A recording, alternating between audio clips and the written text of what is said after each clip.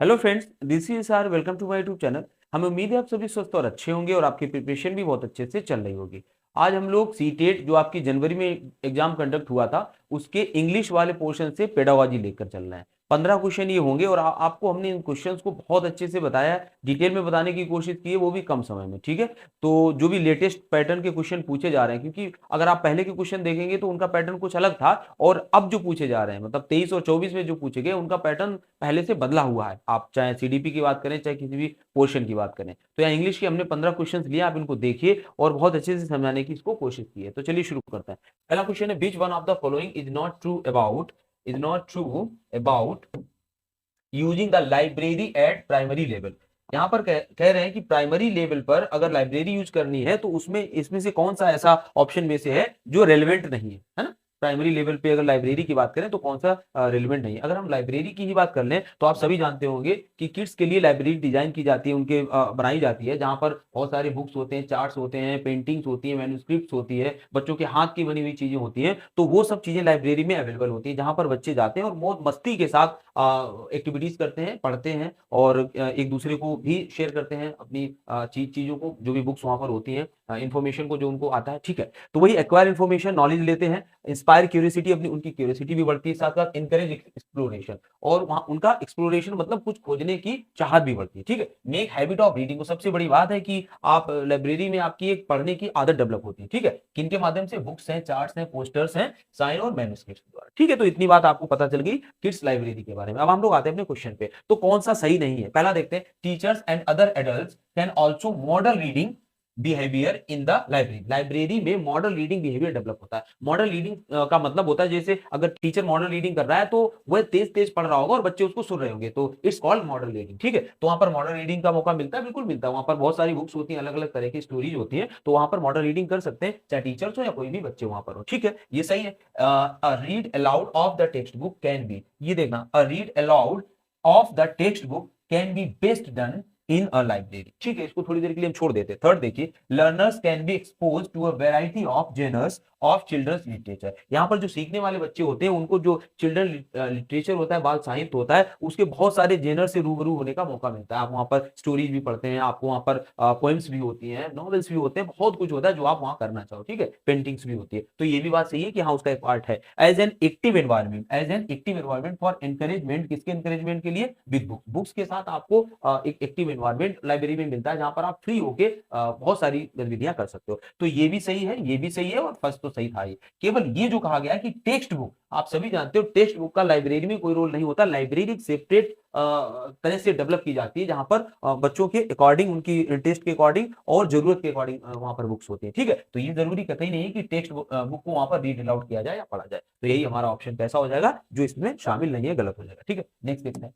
अगला क्वेश्चन देखिए, अगला तो ये तो हम आपको बताई चुके हैं। नेक्स्ट क्वेश्चन देखते हैं। अगला क्वेश्चन है, children in foundational stage, foundational stage माने elementary stage, children are more engage, ज्यादा इंगेज रहते हैं इन लर्निंग। कब लर्निंग में इंगेज होते हैं? आप सभी जानते हो कोई भी बच्चा सबसे ज्यादा लर्निंग में इंगेज कब होगा? जब वो अपनी मैक्सिमम सेंसेस को यूज कर रहा होगा, है ना। तो हमने यहाँ पर डायग्राम भी दिखाया है। अगर आप लर्निंग बेहतर चाहते हैं तो सबसे जरूरी हो जाता है कि आप मैक्सिमम सेंसेस का यूज कीजिए। कोई सुन भी रहा है, साथ साथ के देख भी रहा है और उसको फील भी कर रहा है, हैंड्स के द्वारा उस चीज को कर भी रहा है, तो वो मैक्सिमम आउटपुट निकल के आएगा। बस यही चीज यहाँ पर है, तो ऑप्शन नंबर 4 सही हो जाएगा। They use multiple senses and actively use their है ना, सेंसेस के साथ उसको इन्वॉल्व भी है। बाकी सभी गलत हो जाएंगे, इनको पढ़ने की भी जरूरत नहीं। ठीक है, चलिए नेक्स्ट देखिए। अगला है, a student of class 5th says, क्या कह रहा है? कक्षा 5 का बच्चा, I give my work a final check for accuracy before submitting it to the teacher.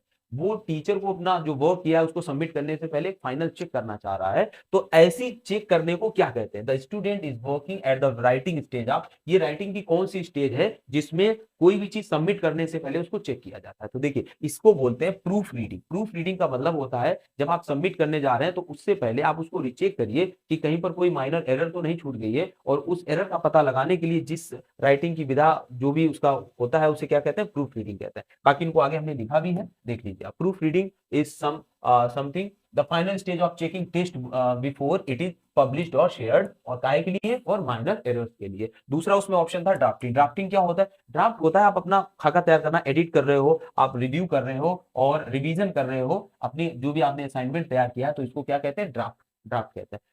Proof reading, drafting. अगला है पीयर एवोल्यूशन, उसमें दिया था जब साथी के द्वारा किसी चीज को चेक किया जाता है, किसी वर्क को चेक कराया जाता है, असाइनमेंट को चेक कराया जाता है, काहे के लिए? इसको भी इंप्रूवमेंट के लिए, तो उसे क्या कहते हैं? पीयर एवोल्यूशन कहते हैं। ठीक है, बाकी है रीड्राफ्टिंग। रीड्राफ्टिंग क्या होता है? जब कोई किसी अपने थॉट्स को लिख रहा होता है, तो वहां पर उस टाइम पर उसके थॉट्स आ रहे होते हैं, तो वो लिखता चला जाता है। जरूरी नहीं है जिस जैसे वो लिख रहा है ऐसा ही पब्लिश कराया जाए या ऐसा ही ड्राफ्ट कराया जाए।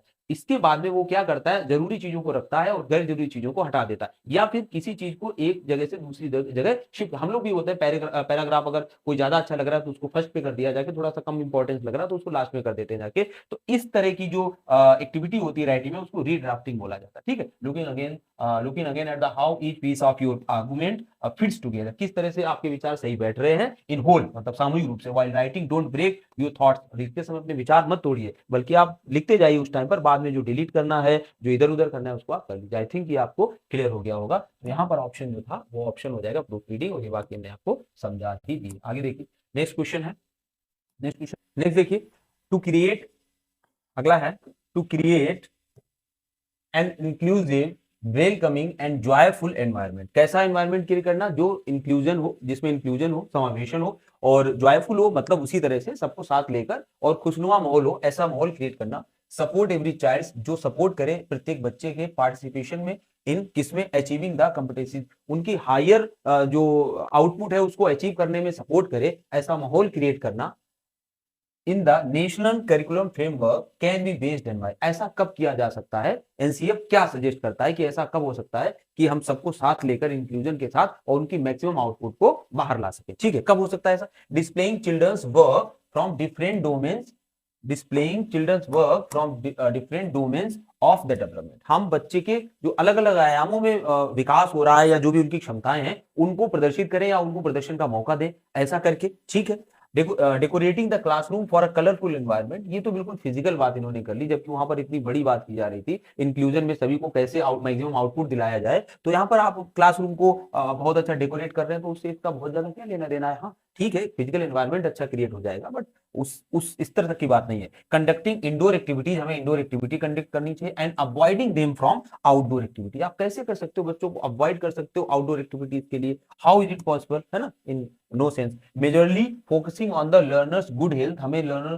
की जो सीखने वाले बच्चे उनकी गुड हेल्थ पे फोकस करना चाहिए, एंड वेल बीइंग। ठीक है, good health is also a part of development, but it's not a whole approach, है ना? होल अप्रोच क्या है? हमें हर तरह के आयाम को, जो भी यहाँ पर बात है डिफरेंट डोमेन, हर तरह के आयाम के विकास की बात करनी चाहिए, उसके संपूर्ण विकास की बात करनी चाहिए, और वो ऑप्शन नंबर ए में ही है। ठीक है, अगला देखिए, नेक्स्ट क्वेश्चन है, a teacher is planning to collect a variety of teaching learning material. एक टीचिंग लर्निंग मटेरियल बहुत सारा एक टीचर कलेक्ट करना चाह रहा है for his class second student, किस स्टूडेंट के लिए? सेकंड क्लास के स्टूडेंट के लिए। Which one of the following is not a correct criterion for choosing TLM, कौन सा ऐसा है जो नहीं है करेक्ट क्राइटेरिया चुनने का? आपको कक्षा 2 के बच्चे के लिए टीएलएम कलेक्ट करना है, तो कौन सा क्राइटेरिया नहीं? चलिए देखते हैं।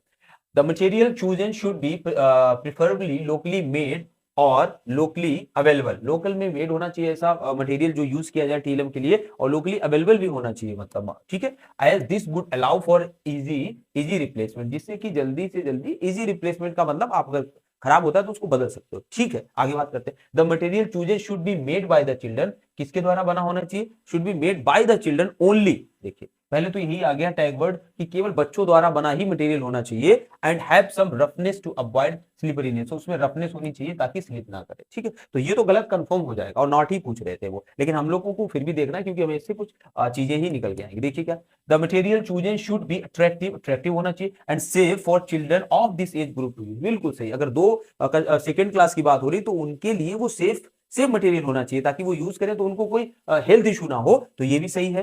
The material chosen should provide adequate opportunity, पर्याप्त अवसर मिलने चाहिए for the children to explore and experiment with curiosity, ताकि वो क्यूरियोसिटी के साथ ऐसा मटेरियल होना चाहिए उसमें एक्सप्लोर कर सके, एक्सपेरिमेंट कर सके। बिल्कुल सही है, मटेरियल ऐसा होना चाहिए ताकि बच्चों को और अधिक नया कुछ सीखने का या ज्ञान प्राप्त करने का मौका मिले। ये तीनों सही है, बस यही एक है जो ऑप्शन गलत है। नेक्स्ट देखिए, अगला है क्वेश्चन। क्वेश्चन कह रहा है विच अप्रोच मेथड, कौन सा अप्रोच है या कौन सा मेथड है डज नॉट इनकरेज लर्नर्स, जो लर्नर्स को इनकरेज नहीं करती है to use their native language, कि वो अपनी मातृभाषा का विकास, मातृभाषा को हतोत्साहित करने वाला कौन सा मेथड है। देखिए बहुत सारे टीचिंग मेथड आपके इंग्लिश में है, किसी सेपरेट वीडियोस में हम उनको बना भी देंगे, बट यहाँ पर थोड़ा सा हम आपको आइडिया तो देंगे ही देंगे। नेटिव लैंग्वेज कौन सी हतोत्साहित करता है, तो डायरेक्ट मेथड। देखिए डायरेक्ट मेथड क्या होता है, जहां पर when we it's alternative of translation cum grammar method, ये ट्रांसलेशन मेथड का अल्टरनेटिव है, जहां पर मदर टंग का यूज नहीं किया जाता है। आप टारगेट लैंग्वेज, जो भी फॉरेन लैंग्वेज आपको पढ़नी है या पढ़ाई जानी है, सिर्फ उसी में ही पूरा का पूरा वर्क होता है, तो उसे ही हम कौन सा मेथड कहते हैं, डायरेक्ट मेथड कहते हैं। ठीक है, तो ये बहुत सक्सेसफुल नहीं रहा, आप भी समझते होंगे, बहुत बड़े क्लास में इसको प्रॉब्लम हो जाती है इस तरह के मेथड में। बाकी नेचुरल अप्रोच हमने इनको लिख भी रखा है आपको टाइम बचत होने के लिए। क्या है डायरेक्ट मेथड, क्या होता है, ये टीचर सेंटर्ड होता है, ट्रेडिशनल मेथड है, टीचर लेड अप्रोच होती है, यहाँ पर फोकस टीचर पे ज्यादा रहता है, चाइल्ड सेंटर्ड अप्रोच नहीं है ये, क्योंकि यहाँ पर टीचर बहुत ज्यादा एफिशिएंट होना चाहिए अपनी लैंग्वेज को लेकर, ताकि वो बच्चों को उस स्तर तक लेके जा पाए, because nobody is allowed to use his mother tongue. ठीक है, put strong emphasis on practice and oral communication, oral communication और प्रैक्टिस पर यहाँ पर फोकस ज्यादा रहता है, without help of mother tongue. ठीक है, इतना आपको पहले से इसके बारे में पता होगा आई थिंक। नेचुरल अप्रोच देख लीजिए क्या होता है। अगर हम नेचुरल अप्रोच की बात करें, नेचुरल अप्रोच होता है सिमिलर टू डायरेक्ट मेथड, ये भी डायरेक्ट मेथड के सिमिलर ही है, बट यहाँ पर आपको कंप्रहेंशन करने का और कम्युनिकेशन का ज्यादा अवसर मिलता है, मौका मिलता है, वोकैबुलरी डेवलपमेंट आपकी होती है कैसे, पिक्चर्स और ऑब्जेक्ट्स के माध्यम से। तो ये हो गया आपका नेचुरल मेथड सीखने का, ये नेचुरल वे है जहां पर आपको कम्युनिकेट करने का मौका मिलता है और चीजें सीखने के लिए आपको पिक्चर्स और ऑब्जेक्ट्स की आपको मदद मिलती है। Emphasis, less emphasis on grammar, यहां पर भी ग्रामर पे बहुत ज्यादा फोकस नहीं किया जाता। ठीक है, आगे देखिए audio lingual method. Audio lingual method एक सब्सिडरी मेथड है, क्योंकि जब आपको कहीं जाना है, सपोज करो फॉरेन में जाना है, तो आपको वहां की लैंग्वेज आनी चाहिए। आप अगर किसी देश का वीजा ले रहे हो, किसी कंट्री का, और 1 या 2 महीने के लिए रहने जा रहे हो, तो you have to at least the aware of the local language of that particular country ना। तो उस कंडीशन में ये जो मेथड होता है, ऑडियो लिंगुअल अप्रोच जो होती है, मेथड होता है, ये आपकी बहुत हेल्प करता है, क्योंकि आप जो सेट्स ऑफ फ्रेजेस हैं उनको आपको सिखाया जाता है, आप सीख लेते हो, पैटर्न सीख लेते हो वहां का, ताकि आपको कम से कम लैंग्वेज की उतनी नॉलेज हो जाए जितनी आपको जरूरत है। ये रिपीटिशन पे वर्क करता है, और अगर कभी आ जाए कि बिहेवियरिज्म पर कौन सा मॉडल मेथड आता है, बिहेवियरिज्म को कौन सा सपोर्ट करता है, तो ये ऑडियो लिंगुअल अप्रोच ही है। जो बिहेवियरिज्म मतलब होता है बार बार किसी चीज को करना और उसके बाद सीखना। ठीक है, तो रिपीटिशन बिहेवियरिज्म पे फोकस करने वाला मेथड है ऑडियो लिंगुअल मेथड। ठीक है, तो इसमें सेट ऑफ जो स्ट्रक्चर्स होते हैं सेंटेंसेस के उस टारगेट लैंग्वेज के, वो आपको सिखा दिए जाते हैं। बाकी कम्युनिकेटिव अप्रोच आप जानते होंगे, ये टोटली कम्युनिकेशन पर आधारित होती है ना, ये कम्युनिकेशन पर आधारित होती है, कॉन्टेक्स्ट के अकॉर्डिंग कम्युनिकेशन किया जाता है। लैंग्वेज आपको पता है, लैंग्वेज जानते हो, और लेकिन उसको किस तरह से यूज करना है, ये कम्युनिकेशन के द्वारा आपको पता चलता है। ठीक है, तो ये कुछ प्रोसेस हो गई, बट अपना जो आंसर था वो डायरेक्ट मेथड था, जहां पर नेटिव लैंग्वेज को कैसा किया जाता है, यूज नहीं किया जाता। ठीक है, आगे देखो नेक्स्ट, अगला है which approach method is geared toward, कौन सा अप्रोच या मेथड है जो geared toward the learner's main goal of using language in a real life context. Real life context में कौन सा मेथड है जो यूज करवाता है, तो रियल लाइफ डायरेक्ट मेथड में होता नहीं। Natural approach, audio lingual approach हम आपको बता ही चुके। कम्युनिकेटिव अप्रोच होती है जहां पर you can use the language in real atmosphere, आप एक दूसरे से बात करके कम्युनिकेशन के माध्यम से भाषा को सीख सकते हैं। तो ऑप्शन नंबर डी सही हो जाएगा। नेक्स्ट देखिए, अगला है literacy, literacy teaching approach that emphasise the relationship between letters and sounds. Letters और उसकी साउंड के बीच में जो संबंध होता है, यानी सिंबल और साउंड के बीच में जो संबंध होता है, उसको किसके द्वारा दिखाया जाता है, तो फोनिक्स इंस्ट्रक्शन उसको बोलते हैं। ठीक है, फोनिक्स होता है किसी चीज की साउंड से रिलेटेड जो होती है, उसको फोनिक्स बोलता है। ठीक है, सिचुएशनल अप्रोच हो, इसके बारे में अगर थोड़ा सा आप देखना चाहो तो देख लीजिए सिचुएशनल अप्रोच क्या होता है। चलिए देखते हैं, लाइट चली गई थी। क्या है सिचुएशनल अप्रोच, अगर सिचुएशनल अप्रोच की बात करें तो क्या होती है, देखिए रियल लाइफ आपको एक्सपीरियंस कराया जाता है। इसमें कोई सिचुएशन दी जाती है, सपोज आपको किसी इंटरव्यू के बारे में सिचुएशन दी गई कि इंटरव्यू में किस तरह की बात होती है, तो उस टाइप के सेंटेंसेस आपको वहां पर बोलने होंगे। एक सेट ऑफ सेंटेंसेस का पैटर्न होता है कि वही वहां पर यूज करे जाएंगे, या कहीं पर आपको शॉप पे जाना है तो किस तरह की आपको बात करनी है, तो यही होता है अकॉर्डिंग टू कॉन्टेक्स्ट, मतलब संदर्भ के हिसाब से आपको सिचुएशन अप्रोच यूज करनी होती है। वहां पर आप क्या करते हो, मतलब लर्निंग एक्सपीरियंस आपको मिलता है। ठीक है, होल लैंग्वेज अप्रोच क्या होती है, देखिए मनोवैज्ञानिक मानते हैं कि चीजें सिर्फ ऐसे नहीं चलती है कि अगर आप जाओ तो आप ए सिखाओ, या अगर हिंदी की बात करें तो आप का सिखाओ और फिर गा सिखाओ, तो इस तरह से ना सिखा करके आप, क्योंकि इनका अपने इंडिविजुअली कोई मतलब नहीं होता है, वो ऐसा मानते हैं, तो आपको अगर इसको किसी के साथ जोड़ना है तो आप जैसे किसी को पढ़ा सकते हो, बच्चे को कलम, तो कलम अगर बोलोगे क्योंकि उसने उन सेंटेंसेस को सुन रखा होता है, अपनी जो जो भी उसके पास मातृभाषा होती है उसमें सुन रखा होता है, तो वो इसको आसानी से समझ जाता है और धीरे धीरे इनका जो पर्टिकुलर इसमें जो अक्षर यूज हुआ है, लेटर यूज हुआ है, उसको भी वो जानने लगता है। तो होल लैंग्वेज अप्रोच ये कहती है कि हमें चीजों को, भाषा को पूरी एक वे में सिखाना चाहिए। मतलब जैसे यहाँ पर लिखा भी है, a learning method that treats the language as a whole, है ना। Language should not be broken down into letters and और कॉम्बिनेशन ऑफ लेटर्स। हमें उसको लेटर्स और कॉम्बिनेशन ऑफ लेटर्स में पार्ट में डिवाइड नहीं करना चाहिए, बल्कि उसको instead of making meaning relation each other in the context, बल्कि वो साथ में रहकर एक अच्छा मीनिंग देते हैं। तो हमें बच्चे को लैंग्वेज को एज अ होल सिखाना चाहिए, ठीक है।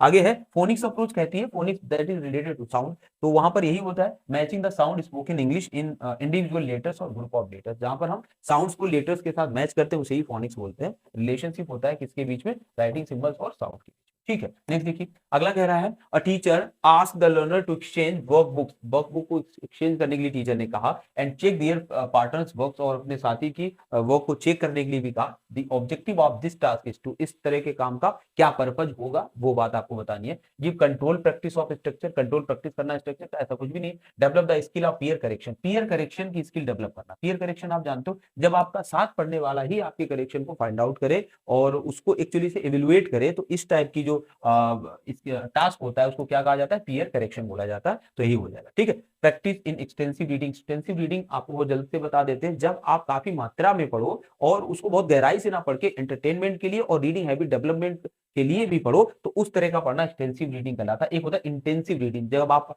परीक्षा के लिए पढ़ाई करते हैं तो that is called intensive reading, लेकिन जब आप अपने नॉवेल पढ़ रहे हैं, कोई कोई वैसी चीज पढ़ रहे हैं, तो वो कहलाती है एक्सटेंसिव रीडिंग, ठीक है। Give practice in using new word, को कोई बात नहीं है उसका मतलब। नेक्स्ट देखिए, विच one of the following is not correct about teaching grammar effectively. कौन सी ऐसी चीज है जो ग्रामर टीचिंग को इफेक्टिवली शो नहीं कर रही है, मतलब ग्रामर को कैसे पढ़ाया जाना चाहिए, ये कौन सी चीज, इसमें एक ऑप्शन ऐसा है जो उसको सही से नहीं बता रहा है। चलिए देखते हैं। ऑप्शन नंबर फर्स्ट है provide practice, provide practice in communication. Grammar को कम्युनिकेशन में प्रैक्टिस कराया जाना चाहिए। आप सभी जानते हैं कोई भी चीज अगर कम्युनिकेशन में आप रूल्स को शामिल कर लोगे तो वो तो सही ही होगा। Learn grammar by memorising its rule, grammar को इसके रूल्स को मेमोराइज करके हमें सीखना चाहिए। मेमोराइजिंग कहीं से भी, ना तो एनसीएफ ना ही कोई मनोवैज्ञानिक इस चीज को आज के समय में कम से कम सपोर्ट करता है कि चीजों को मेमोराइज किया जाना चाहिए। ले इसके stage of that we have to understand the particular thing whatever we are going to teach और समथिंग। प्रमोट जेन्युइन कम्युनिकेशन, हाँ जेन्युइन कम्युनिकेशन को प्रमोट किया जाना चाहिए, बिल्कुल सही बात है। Elicit relevant rules of grammar, elicit relevant rules of grammar का मतलब है कि हमें जो रूल्स हैं ग्रामर के, उनको हमें, जो इंपॉर्टेंट रूल्स हैं उनको हमें कैसे करवाना चाहिए। एक्चुअली इसका मतलब होता है कि प्रयोग के द्वारा, है ना, प्रयोग के द्वारा इनको कराया जाना चाहिए। मतलब क्या पढ़ना है उसको सिर्फ सिखाने से बेहतर है उस चीज को कैसे पढ़ना है। तो उस तरह की जो ग्रामर के रूल्स को हम इसको कह सकते हैं प्रयोग, उदाहरण से नियम की ओर। इसका जो दूसरा हो जाएगा उदाहरण से नियम की ओर, इंडक्टिव मेथड जिसे हम बोल सकते हैं, ठीक है। तो अगला है, a third grade teacher wishes to establish a reading corner. एक थर्ड ग्रेड टीचर है, वो रीडिंग कॉर्नर एस्टेब्लिश करना चाह रहा है क्लासरूम में, in her class, in making the judgement for the selecting a children's book, which one of the following questions would be most important to be considered first. अगर कोई reading corner बना रहा है, वो भी किस क्लास के बच्चे के लिए, ग्रेड थर्ड बच्चे के लिए बना रहा है, तो वहां पर कौन सी ऐसी चीज है जिसको उसे ध्यान रखना चाहिए, किस चीज को, चलिए देखते हैं। ये ना कंसीडर, कौन सा क्वेश्चन या कौन सी बात है जिसको पहले कंसीडर करना चाहिए। Will the book help address the goal of the third grade reading curriculum. देखिए, जो रीडिंग करिकुलम है, क्या उसके पर्पज को वो पूरा करेगा, जो भी वहां पर रीडिंग कॉर्नर बनाया जा रहा है। आगे, will these books be appropriate, क्या ये उपयुक्त होंगी for use in more than one instructional context, एक से अधिक कॉन्टेक्स्ट में क्या इनको यूज किया जा सकता है, ठीक है। Are the authors of these books well known and respected authors of children literature. देखिए, जो यहाँ पर आपके सीटेट ने माना है इसको सही, वो ऑप्शन नंबर 3 माना है। क्यों माना होगा वो हम आपको बता दे रहे हैं। उन्होंने ये कहा है कि जो राइटर्स हैं ये रीडिंग कॉर्नर के बुक्स वाले, वो राइटर्स वेल नोन होने चाहिए और उनको पता होना चाहिए कि चिल्ड्रन का जो लिटरेचर है वो कैसा होना चाहिए। तो क्योंकि रीडिंग कॉर्नर डेवलप हो रहा है, तो अगर लिखने वाले को यही नहीं पता है कि उस ग्रेड के बच्चे को हमें किस तरह का लिटरेचर प्रोवाइड कराना चाहिए, तो फिर उस लिटरेचर का कोई, या उस जो भी डेवलप किया जा रहा है उसका कोई औचित्य नहीं रह जाएगा। तो करिकुलम से ज्यादा जरूरी हो जाता है कि बच्चे की नेचर को समझना कम से कम उस एज ग्रुप के बहुत ज्यादा जरूरी है, इसीलिए सीटेट ने इसको सही माना होगा। बाकी are the books written for the independent reading level of most students in the class, ये एक भी सही नहीं माने गए हैं, बाकी थर्ड को सही माना गया, ठीक है।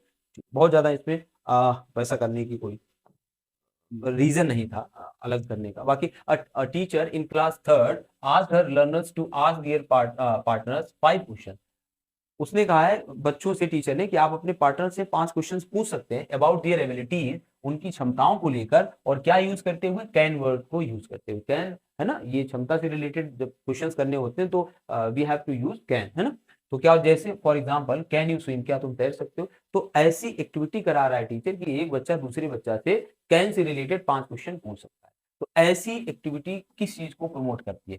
फ्री स्पीकिंग को प्रमोट करती है। नहीं, फ्री स्पीकिंग, इस तरह की स्पीकिंग को फ्री स्पीकिंग नहीं बोला जाता है, क्योंकि ये कंट्रोल, कुछ ना कुछ तो कंट्रोल है टीचर के द्वारा, क्योंकि उसने कंडीशन पहले से लगा दी है। ओरल फ्लुएंसी प्रैक्टिस, हाँ, ये ओरल फ्लुएंसी प्रैक्टिस तो है, ठीक है। पैसिव लिसनिंग, पैसिव लिसनिंग इसलिए नहीं है क्योंकि स्टूडेंट एक दूसरे के साथ पार्टिसिपेट करके चीजों को, मतलब एक दूसरे के साथ मिलकर इस एक्टिविटी को कर रहे हैं, तो ये पैसिव लिसनिंग तो नहीं है। पैसिव लिसनिंग का मतलब होता है जहां पर अगर टीचर और स्टूडेंट की बात करें तो अगर सिर्फ टीचर बोल रहे हैं, स्टूडेंट सुन रहे हैं, तो उस तरह की लिसनिंग को पैसिव लिसनिंग कह रहे हैं, जहां पर कोई क्वेश्चन ना पूछ पाए। कंट्रोल्ड ओरल प्रैक्टिस, कंट्रोल्ड इसलिए नहीं इसको बोलेंगे क्योंकि उसने तो सिर्फ इतना बोला है कि आप कैन से रिलेटेड कोई 5 क्वेश्चन पूछिए, but that is depend on the particular student की वो क्या पूछना चाह रहा है। तो कंट्रोल्ड नहीं है, बस उनकी एक उन्होंने एक टॉपिक दे दिया है कि आप इस तरह क्वेश्चन पूछिए, तो वो प्रैक्टिस कराना चाह रहे हैं फ्लुएंसी डेवलपमेंट। ठीक है, चलिए नेक्स्ट देखिए। अगला क्वेश्चन है which one of the following is not the principle for text book design. Text book design के लिए कौन सा ऐसा है जो प्रिंसिपल नहीं है इन चारों में से? कौन सी स्टेज पे? फाउंडेशनल स्टेज पे। तो फाउंडेशनल स्टेज के कुछ प्रिंसिपल हैं जो हमारी एनसीईआरटी में दिए हुए हैं, जैसे करिकुलम प्रिंसिपल एक है, करिकुलम प्रिंसिपल है, डिसिप्लिन प्रिंसिपल है, पेडागोजी प्रिंसिपल है, टेक्नोलॉजी प्रिंसिपल है, कॉन्टेक्स्ट प्रिंसिपल है, और ये प्रेजेंटेशन प्रिंसिपल है, और डाइवर्सिटी एंड इंक्लूजन प्रिंसिपल।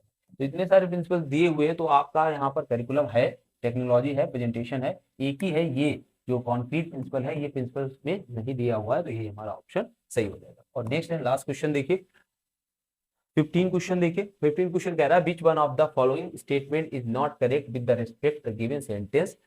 कौन सा इस जो गिवन सेंटेंस है ये वाला, इसके संदर्भ में कौन सा है जो सही नहीं है ना, नॉट लगा है ना, नॉट, कौन सा सही नहीं है। तो क्या है, rhyme songs and chants are ways. जो राइम्स होते हैं, सॉन्ग्स होते हैं, चैंट्स होते हैं, are ways for children to. इनसे चिल्ड्रन का क्या चीज है जो चिल्ड्रन की सही होती है, लेकिन हमें नहीं वाली बतानी है। प्रैक्टिस प्रोनाउंसिएशन, प्रोनाउंसिएशन की प्रैक्टिस होती है, बिल्कुल सही है। ये जो ड्रिल्स होती है, इनके द्वारा प्रोनाउंसिएशन में क्या होता है, विकास होता है, ठीक है, डेवलपमेंट होता है। एक्सटेंड वोकैस, वोकेबलरी में भी विकास होता है। Enhance expression and the rhythm of the sentence, यहाँ पर रिदम ऑफ सेंटेंसेस भी बढ़ते हैं, उनके रिदम और एनहेंस एक्सप्रेशन भी बढ़ता है, ठीक है। Memorise, again the tag word, memorising words, word memorise कर लेते हैं, सेंटेंस स्ट्रक्चर को मेमोराइज नहीं, ऐसा नहीं है, सेंटेंस स्ट्रक्चर को मेमोराइज या वर्ड्स को मेमोराइज नहीं किया जाता है। बाकी ये तीनों चीजें यहाँ पर फॉलो होती है, किसमें, rhyme, song, chants and doggerel type चीजें होती है, ठीक है। तो इस तरह की 15 क्वेश्चन थे, हमने आपको डी में भी बताने की कोशिश की, बट कम समय में। तो ये पहला क्लास था पेडागोजी का, सीटेट में आपको सीडीपी के क्लासेस मिल रहे हैं, साथ के साथ आपको पैसेज भी हमने कराया है, और अदर चीजें भी, मैथ्स के भी बहुत जल्द शुरू कर देंगे। तो कई सारा एक स्टफ आपको मिलने वाला है सीटेट जुलाई के लिए। जुड़े रहिए हमारे चैनल से, सब्सक्राइब कर लीजिए, लाइक कर दिया कीजिए अगर आपको वीडियोस पसंद आते हैं, ताकि हमें भी थोड़ा सा मोटिवेशन मिले आगे काम करने के लिए और ज्यादा मेहनत करने के लिए। Thank you for watching.